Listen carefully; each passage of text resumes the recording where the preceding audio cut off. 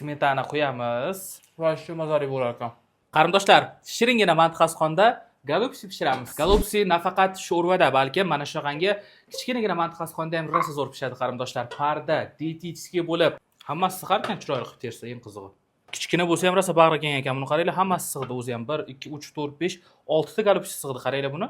Suvimiz qaynab chiqdi qarindoshlar. Bay. Buni qaynashini qaranglar. Golubsilarni mantiqasxonga qo'yamiz.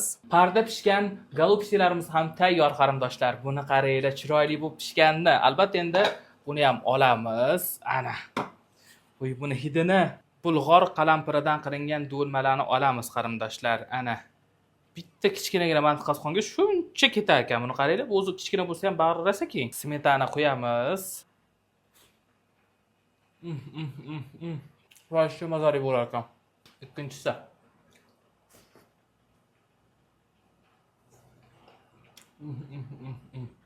Juda ajoyib. Va super. Qarindoshlar, aynan mana shu Chin bozor do'konimizdagi shiringina bo'lgan mantiqasxonchamizni narxi atigi 210 ming so'm va albatta bu mahsulotni siz butun O'zbekiston bo'ylab aynan mana shu telefon raqami orqali buyurtma bersangiz butun O'zbekiston bo'ylab yetkazib beramiz yoki o'zingiz eski Chinna bozor 7-qator 16-do'konda joylashgan Chin bozor do'konimizga kelib mantiqasxonimizni shundoq o'zingiz ko'zlaringiz bilan ko'rgan holatda sotib olishingiz mumkin qarindoshim.